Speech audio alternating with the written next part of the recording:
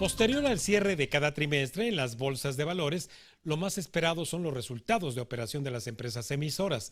Y en el caso particular de un primer semestre de recuperación económica, mayor esperanza hay de que las cosas vayan mejorando también con respecto al 2020. Por lo que el análisis de la doctora Jessica Roldán Peña, economista en jefe de Casa de Bolsa Finamex, es por demás indispensable. Muy buenas tardes, Jessica. ¿Qué tal, Raimundo? Muy buenas tardes.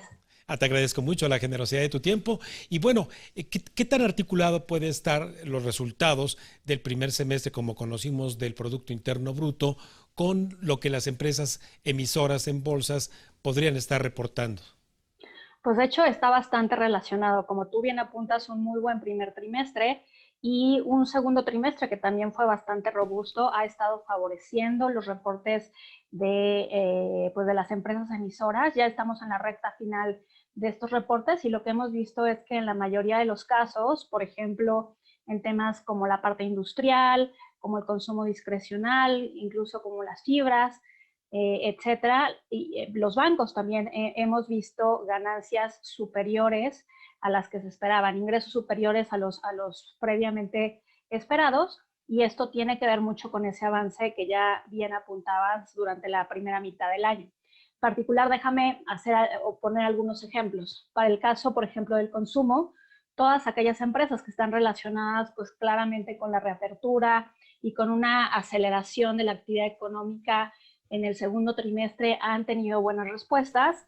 En algunos casos incluso parte de esos ingresos y de esas buenas expectativas también que hay hacia adelante tienen que ver con un incremento en los márgenes que estas empresas están pudiendo cobrar por la fuerte demanda que se está observando debido a una mayor movilidad, por ejemplo, o a un mayor número de actividades que se están presentando. El caso, por ejemplo, de las fibras, que está muy relacionado con pues, el sector de bienes raíces en México, también ha avanzado de manera importante, sobre todo aquellas relacionadas, por ejemplo, con todo lo que tiene que ver con alojamiento, la parte industrial, la parte dedicada a temas logísticos, ¿no? También con el crecimiento de la digitalización y toda esta parte más tecnológica han tenido buenos resultados. Y finalmente, en el caso, por ejemplo, de los bancos, estas buenas ganancias han estado relacionadas con que los bancos tienen que hacer menos provisiones para cubrir pérdidas. Recordemos que el año pasado los bancos hicieron amplias provisiones justo para acolchonarse de las posibles pérdidas por créditos que no fueran repagados, etcétera. Entonces esas provisiones han estado disminuyendo. Además de que hay que recordar que a este sector le favorece una expectativa de incrementos de tasas de interés. Entonces, la expectativa de que las tasas de referencia comiencen a aumentar en el país también ponen en buena perspectiva a este grupo de emisoras. Sobre todo, Jessica, en este excelente balance que has hecho, que pues no escuchamos de un crack bursátil, obviamente sí una caída como la que tuvimos en 2020, pero no ha habido mucha salida de emisoras entonces. Ha habido salida de emisoras o se tiene la expectativa de que va a haber salida de emisoras. Ya se habían anunciado varias durante la salida de varias durante el segundo trimestre, pero como tú bien apuntas, este no es un escenario pues negativo, es un escenario de hecho bastante optimista. Si nosotros vemos cuál fue el crecimiento del índice durante el trimestre en cuestión, estamos hablando de crecimientos de alrededor de 5.2%, que son buenos incrementos, si bien todavía falta mucho por recorrer, porque la bolsa de valores en los niveles actuales en los que está, o al menos en los que terminó durante el segundo trimestre, todavía se encuentran o se encontraban un poco por debajo de los niveles máximos que habían alcanzado, por ejemplo, en 2017 y 2018. Y además, si comparas tanto el volumen de operación en el mercado mexicano como el desempeño que han tenido otras bolsas en otros países en el mundo, incluido, por supuesto, Estados Unidos, pues todavía estamos bastante rezagados en términos de rendimientos del sector bursátil.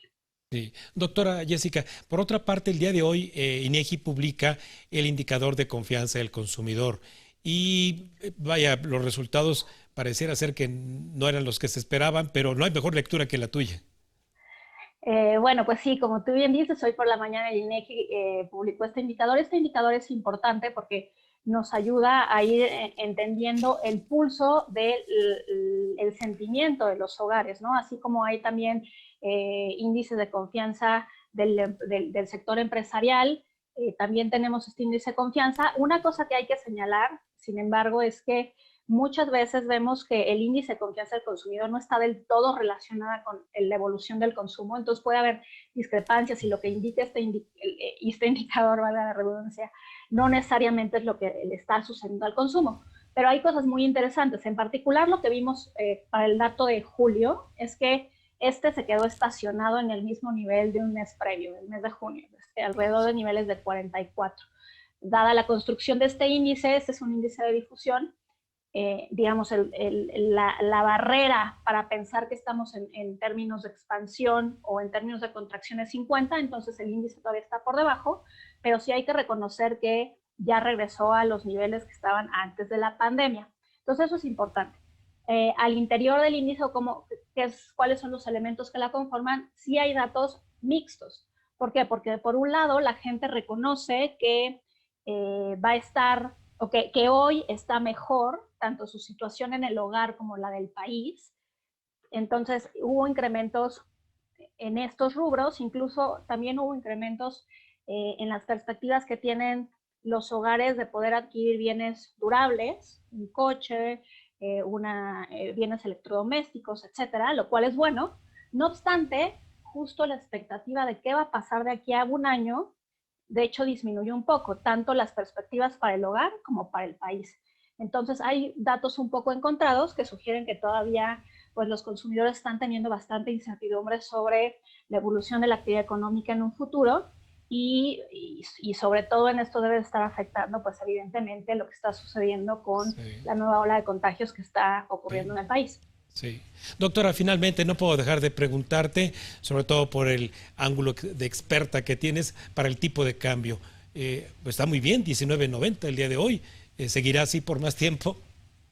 Pues de hecho, el día de hoy, ya estos días ha estado básicamente en los niveles que observamos a principios de año.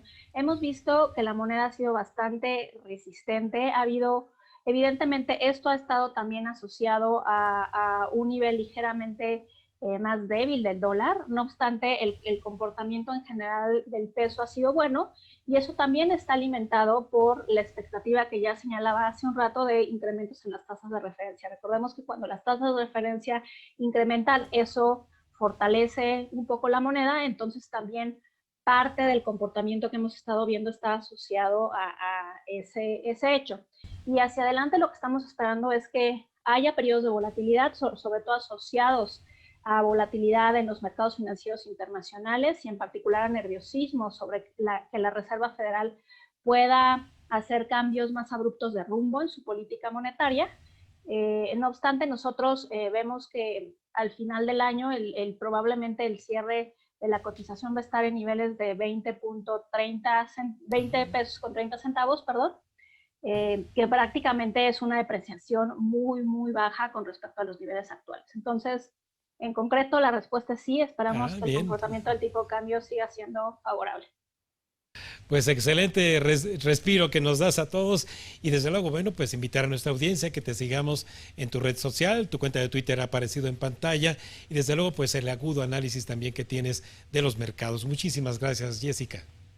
Al contrario, Raimundo, muchas gracias a ti y muchas gracias a todo tu auditorio por escuchar. Muy buenas tardes, Jessica.